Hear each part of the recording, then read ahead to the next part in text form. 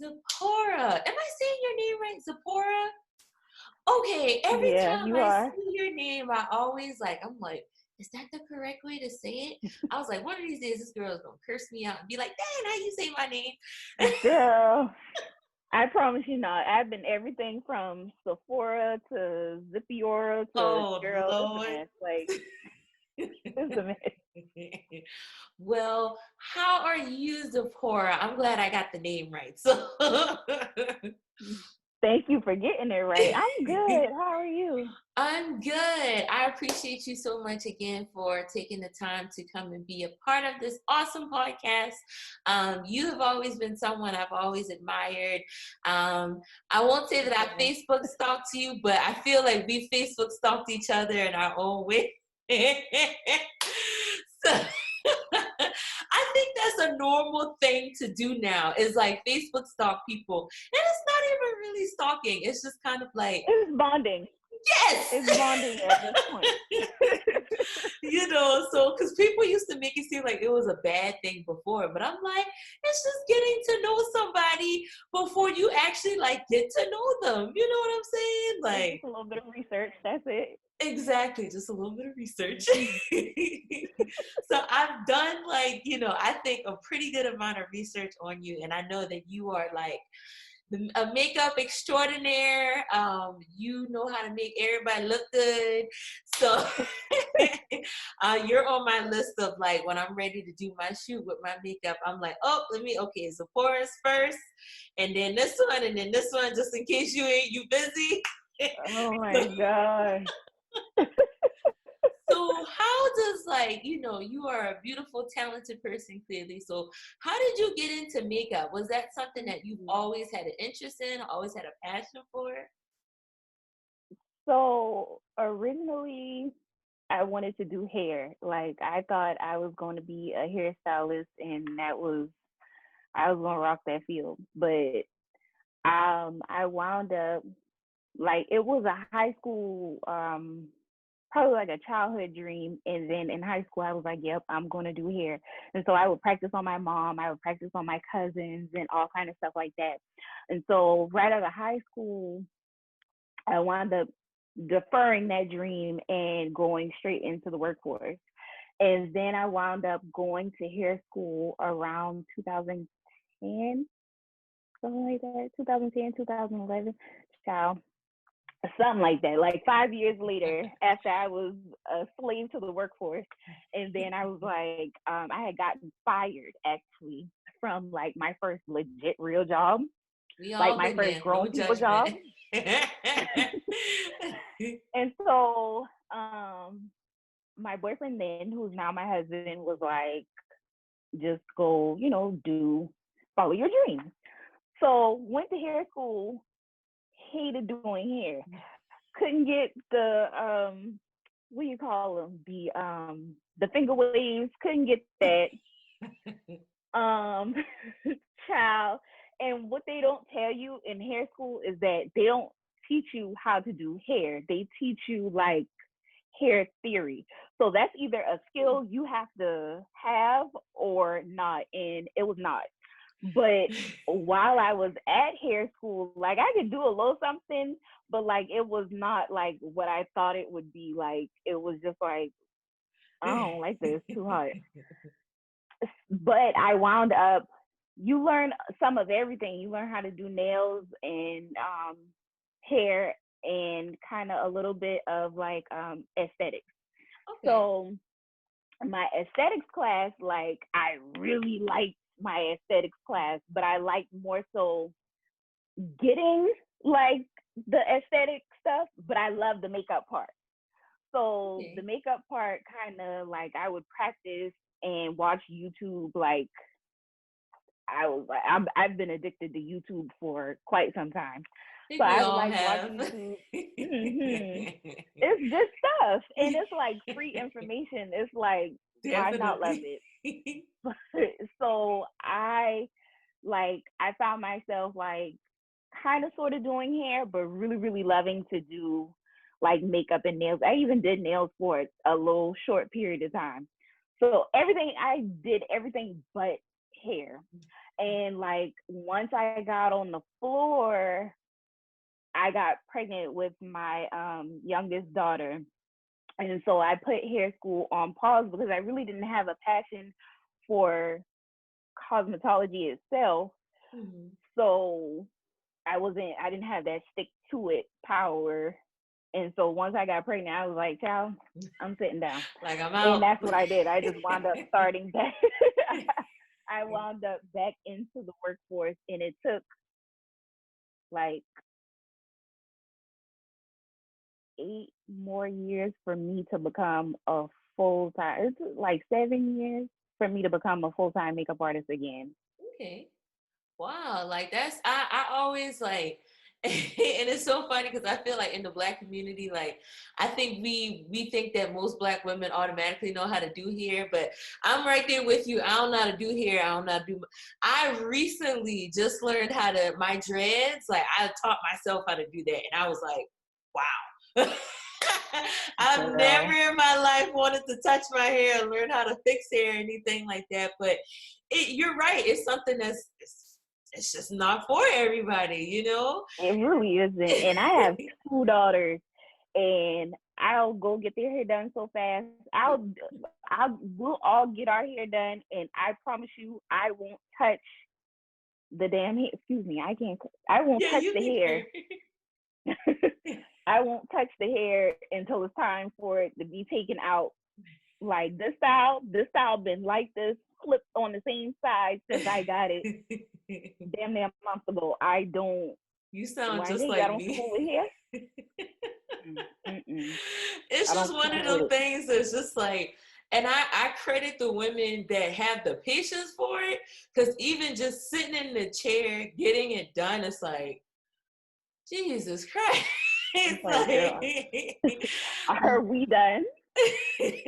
it's literally like wow, like you must really like this in order to sit here and like be doing this in my hair for like hours on end. On your Like feet. exactly.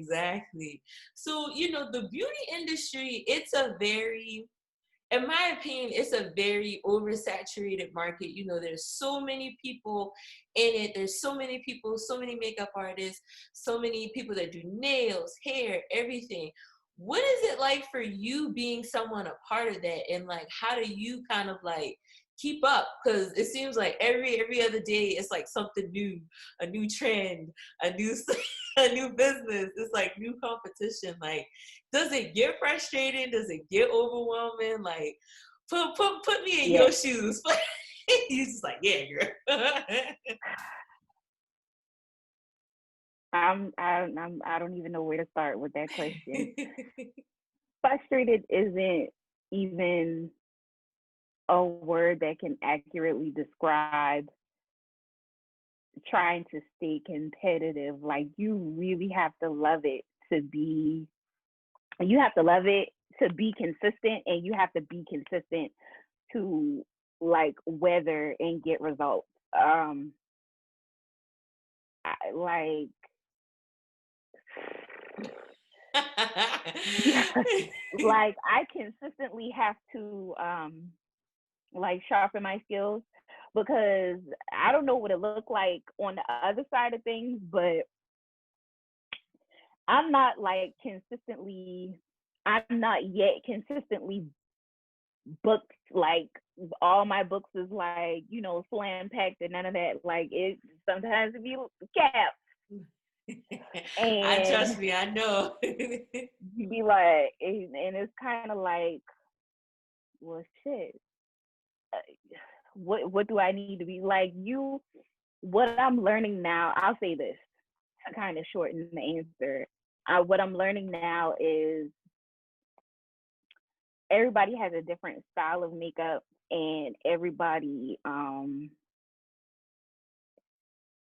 artist has a different style of makeup, and every client or potential client desires a different style. So you have to kind of just be a master of one thing. You can be good at a lot of different styles of makeup, but you really have to master what you would call like your signature. And market that to the people who want that specific style. Like, I'm not a big glittery makeup artist with the cut creases and stuff like that. Like, I can do it, but it's not my favorite. And when it's not my favorite, I feel like I don't give it 110%. You might just get 100 out me. So like, whereas something more sultry will get 200% out of me, and I'll really look at it and be like, yes, this is, I'm with this. I like this look. I like how you look in this look. So just being confident in what you are presenting and being confident in what you know you're good at, like what you know your best work is. That's how you stay, and being consistent, because this week may not be booked at all, but next week might be, fully booked. And you just have to be consistent, and you have to continue to like talk to yourself and be like, all right, girl, it's all right, it's okay. This week wasn't, you didn't hit your goal this week, but you'll double that goal next week. It's kind of just like at work. If you have like quotas at work and like you don't hit your quota at work, try again. You know what I'm saying? Like, you just have to stay at it.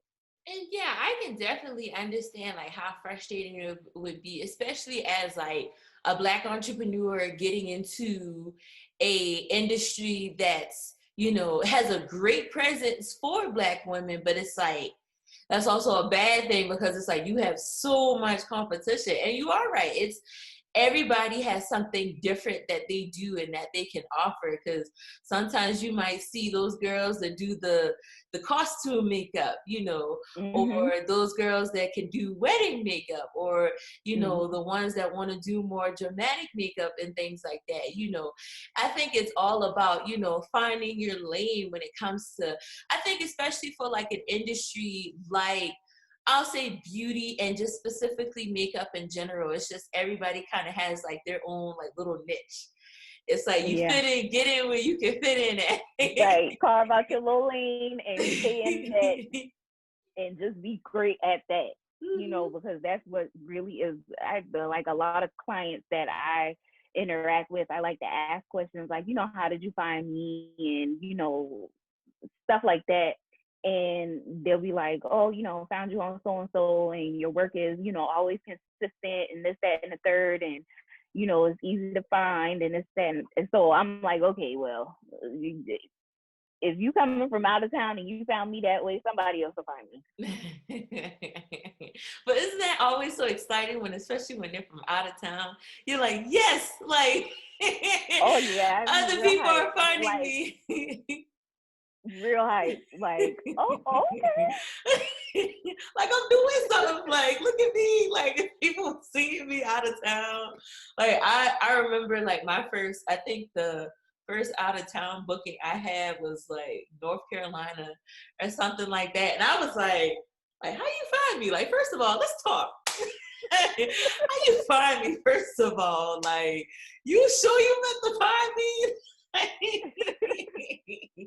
But no, it's definitely an exciting feeling for real. Like, it is. And I can definitely relate to even what you're saying.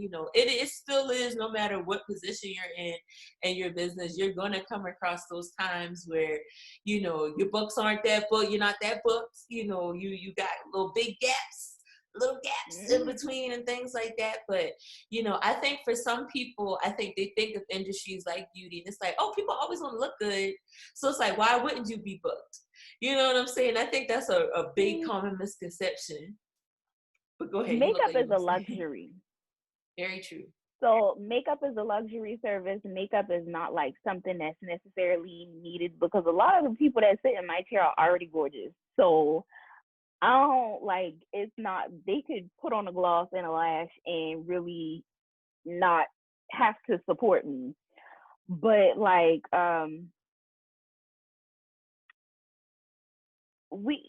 we indulge in luxuries all the time. You know what I'm saying? So as long as you present it in front of someone, somebody's gonna like it. You know what I'm saying? So like, it ain't nothing that you have to do. You can go get your hair first. You can go get your nails first. Because not even I don't even wear makeup all the time. I had to throw something on so I look like I'm actually a makeup artist for this interview. But I think I scare people when I come to the door to greet the clients, and they be like, "Ooh, girl, like, you."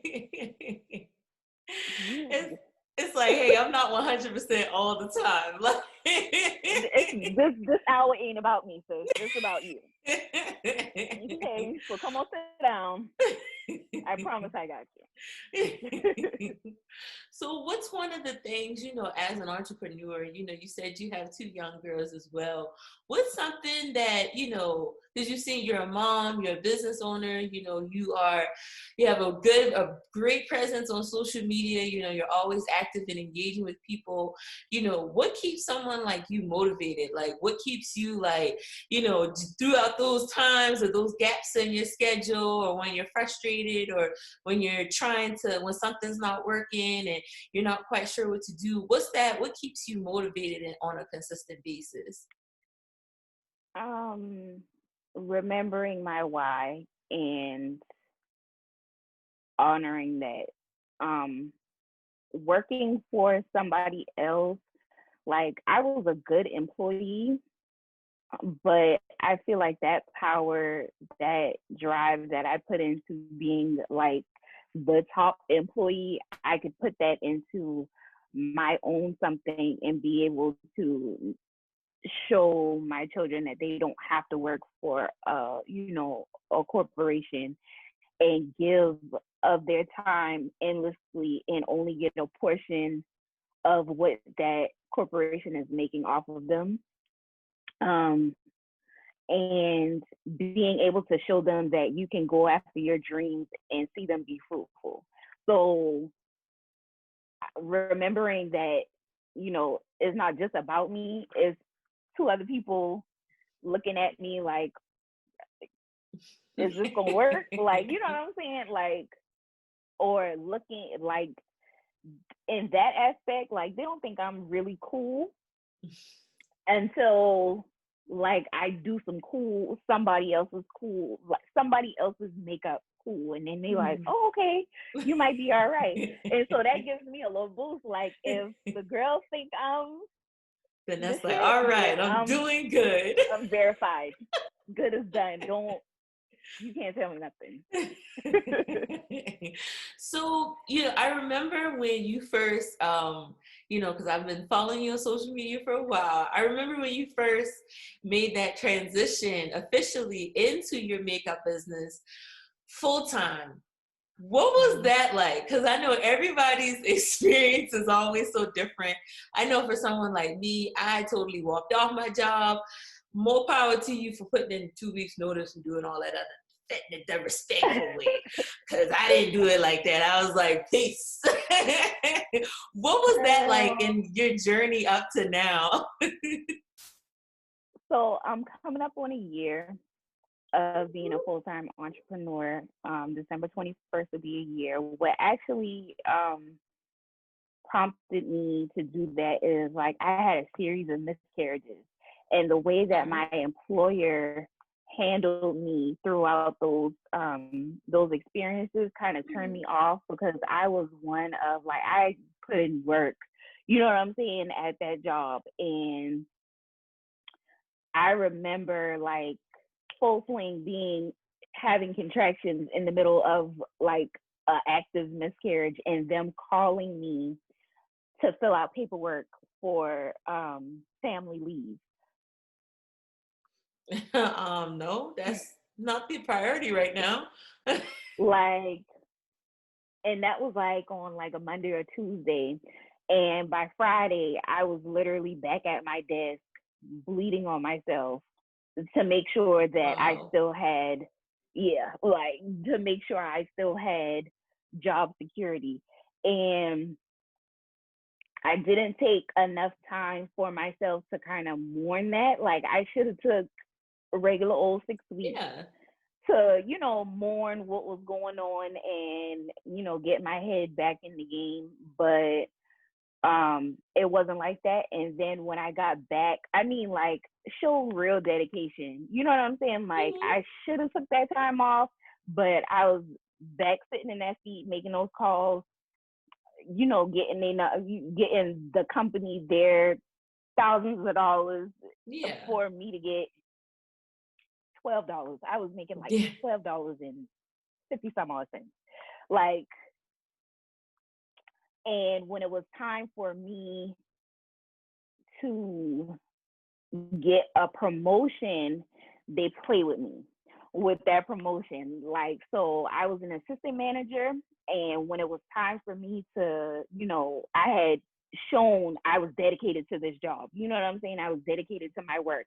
And when the time came for me to be promoted after all of that sacrifice, he was like, yeah, my supervisor was like, yeah, go ahead, fill out the app. I mean, everything, forcing it down my throat because I wasn't even going to, because at that point I didn't care. So I wasn't Mm-hmm. even going to apply really and truly, but he forced me to apply only to give it to somebody else. That was Wow. November of the end of the end of November, going into December. And when he did that on December 1st, no, matter of fact, November 30th, I politely typed up a good old resignation letter, and I was like, child, bye. I Ooh, can't, you what are. you not going to do? You taking me from my children. My health is clearly no priority to you. You don't care about my mental health, my physical health, my bank account. I'm doing everything I can to be the best employee, and you're not valuing me or my time. Yeah. So I took my time back. I said, F this. I have a viable skill, and I'm a bet on me. And that's Yeah. exactly what I did. I gave them a little, almost 30 days. Almost 30 days. It was like a little over Wow. 2 weeks to find somebody. And my supervisor didn't even, once he announced who was going to be the manager, and I sent he didn't even acknowledge it. Sure Wow. didn't say an Oh yeah, email we was gonna throw saying we gonna miss hands. you. He was like, whatever, bitch, and went on about his day. And I was like, We ooh, were gonna throw child, hands before I left that building. Mm-mm. child. Yeah, He I was so totally tacky. commend you. He was so tacky. He was, and but when it was time to send the exit interview, I it was one, like, it was maybe like this much space to write a Mhm. little paragraph. Honey, I flipped that paper over, and the whole, You I have don't to even let know if them you got a know. job. I sure did. I sure did, because y'all might not have been able to save my job, but y'all will save morale for other people if you know exactly what goes on. Because it's ridiculous. It's like you Mhm. work for these corporations for years and only end up making $20 an hour. You know what I'm saying? And that's Nah. good for some people, but at the end of the day, if I'm making 150 for you and you only giving me 20 of that, that's a problem. Nah. That's a problem. Have a good day, sir. Yeah. Yeah, I would have totally like put on a show and like cut up on them on my last day. Listen, but I commend you so much because that for there's something so horrible like that to happen to you, the fact that you handled it so professionally, like that says so much about you and your character, but the fact that they couldn't even like respect that or even let you see how much they value you or even try to fight for you. It's like it really is just like I don't think corporations these days, and especially in 2020 now with everything with COVID going on, it's like people are seeing their worth. Like, we ain't got time for Mm, this no more. We don't have to deal with this. We don't have to put up with this I'm not playing no with y'all, more. and it's $12. I'm grown, and my sister was making more money than me, and she's like 10 years younger than me, and homegirl was making, I was like, oh no. No, we would have fought. We would have fought. See, you should have called me. Should have been like Kim, because it's really crazy. Like I've heard even worse stories than that. Like, but you are like you did nothing wrong. In case you need a further reminder, you did absolutely Thank nothing you. wrong. If it was me, I would have got a little colored on them, just saying. I should have. I should have showed my ass, but I didn't. Well, so what was it like, you quit your job, at the end of last year, and then COVID. COVID comes, and it's like your first year running your business. It's like, talk about how was it? And just like, because I know, like, for so many of us, nobody knew what to do. It was kind of like, you struggling, I'm struggling. It's just, we all just kind of like, I don't know. What was that like for you, having to transition out of that into come into all of this craziness? Girl, I'm not even gonna lie to you. These last 3 years, literally, I had to show myself what I was made of, because if I was in a different space, they really would have kicked, these years would have kicked my ass. But they've made me grow. You know what I'm saying? And just made me evaluate who I am and what I'm made of. So COVID, with this year being my first year in business, I'm still doing pretty damn good for a first year with a pandemic. So I mean, like, I'm not mad at it. I had to flex my hustle muscle a lot this year and figure out how to pivot and to stay in the public eye and continue to build my skill and build my craft and build my kit. I had to get creative. I had to really get creative, but COVID, I'm not gonna lie, COVID kind of effed me up a little bit, because I was like, what am I supposed to do with this? What am I supposed to do with this? What? That's literally what we. Thank you. If a first year of business could have been any harder, I don't think a first year of business could be any harder. Maybe I might be mistaken, but yeah, it was adjustment after adjustment after adjustment to be made in business. I'll tell you that. But it all worked out. It was pretty. I'm not gonna complain. Well, that's good. It's always nice to be able to hear that, people are still surviving and doing the best that they can to thrive, even throughout the craziness, because I think we all had to kind of, it was like we were all in kindergarten, all had to relearn how to do things and whatnot. And just like how we were saying, like, just learning your worth and knowing that you're better than these situations, because I'm seeing more and more people now, like, these companies that don't have policies in place for like COVID and, how you're supposed to take care of yourself and your family when you on a shutdown and things like that. Like, it really puts a lot of things in perspective. And I was really surprised to see as many businesses starting during that time, because it was like, okay, we still out here, we still doing it. Choice. We didn't have no choice. Like, it was like, you gonna starve or you gonna figure out a way to make something shake, because you can't starve if you waiting on the government. Because I mean, I ain't get no kind of unemployment. I didn't get like those business loans and stuff like that everybody got. Yeah, some of us that weren't supposed to get them. Okay, listen, I'm so mad at the scammers. Like, y'all they supposed to be letting us know. Y'all owe me a fade, or y'all owe me $1,000 a piece, and I'm on my mama. On my mama, y'all owe me money, or y'all owe me hands. I'm serious. Like, what? I agree with all you. The money, y'all took up all the money. That's ridiculous. It was and just then unemployment played me so bad. It was ridiculous, girl.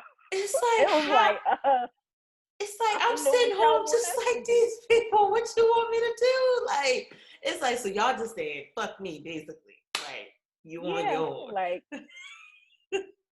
Like, what do you want us to do, ma'am? Pay me. Like, I put in money to unemployment insurance for all as long as I've been working since I was 18 years old. Run me my damn money.